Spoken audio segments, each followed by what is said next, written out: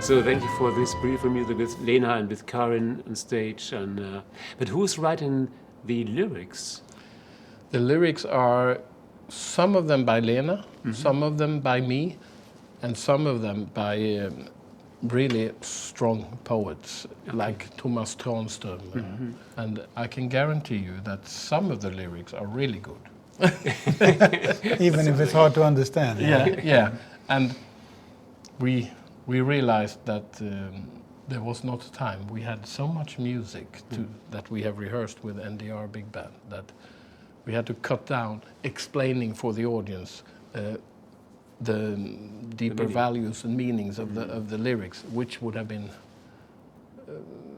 good. But that has to be another time. Yeah, I think it's. I mean, in some ways, the music speaks for itself, and even if you have lyrics that people might not understand, they might get a feeling of what it's supposed to be anyway. Yeah, Sure. I hope so. And Yeah, because of the music, the way it's written. So.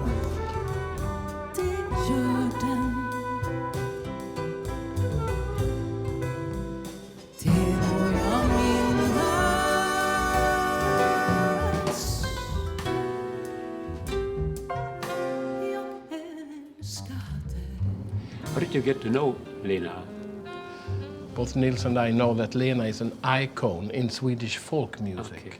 So through the years, through many years, I've listened to her and we have kind of admired each other on distance since we officially belong to two different genres, jazz and folk music. But one day, is it maybe 10 years ago, we kind of approached each other and we quickly decided we want to play together. And from there, it has all been going on. We have done different things together. And Karin? How did she come in?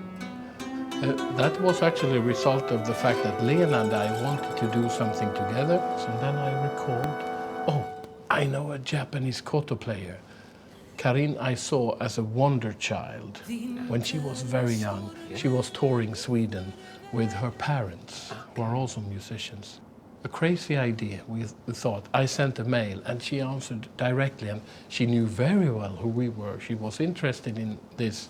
She comes otherwise from the truly Japanese classical tradition. Okay. That's why she plays the traditional instrument, the kyoto. Yes, and you can only sense a little of what she can do if she does a concert on her own. So it was really interesting thing when she said, yes, of course. And we flew her over and rehearsed a couple of days to see, will this work? And it did, we believe.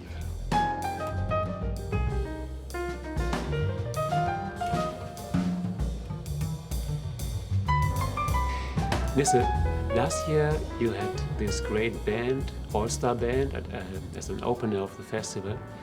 So how did you get to know Anders? Well, I think that must have been in the 70s. In the 70s? Yeah, last century. We have been young, Yeah, we have been young. And I'm not really sure how it started, but I mean, you lived in Gothenburg already then, and I started to perform as a semi-professional at 74 or something. And somewhere around there, I think, at least we met. And then later on, we played in a band together. Yeah. What was it called? Chapter 7. Chapter 7. Chapter 9. It was called. Chapter 7 was not my idea. There was a drummer who started the band with 7 players, and there were 2 bass players in that band. And then I think we have done quite many things over the years. We have. Yeah. Short meetings. Yeah, Anders has written music which I've been a part of, and I always have admired his playing and the way he is as a person. And it doesn't matter if he plays the upright or the electric bass. He has his own approach, and he goes full in all the time, and it's really wonderful. If I would make a comparison, which it's not enough, but if I would compare with some other musician, it would be Dave Holland, who also does like plays electric bass. That's the first time I heard electric bass, I think, understanding what it was. And just, doing it just 100% or 110 even. And he does that all the time with full sound and extreme control. And, it's amazing. Nils. Thank you. Yeah. So Anders, what was your first impression when you met Nisse? Well, already when you started, you mentioned 74 or 75. It's also around when I went from studying to becoming professional slowly.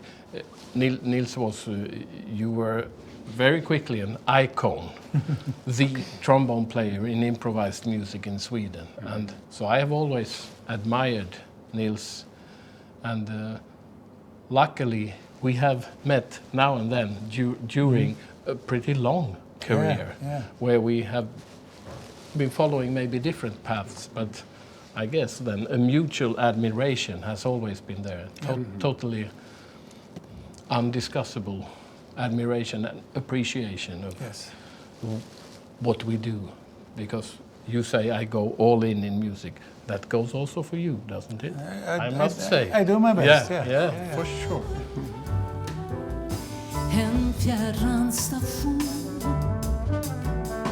där en kör av barn på ett språk som måste vara ryska läser något som måste vara. Anders, who came over with the idea of this beautiful composition that we heard tonight? The idea is actually a fruit of me getting a commission to write for a big band, and it was a kind of discussion, what can we do? And I'm not sure if it was my idea, maybe from the beginning. Really? Let's write big band music with koto. But the reason why I actually did it was that it was a commission. Okay. The two professional big bands in Sweden asked me to write a repertoire for them. So that's how it came up. And it was so both challenging and interesting for me. So when I now come to NDR, it's different music. Sure. So you changed it a little bit? I wrote more music, took away some stuff, rearranged it. It is not the same, but it's not totally different either. Now it's there, and we had a wonderful concert, and thank you so much for that. Thank you.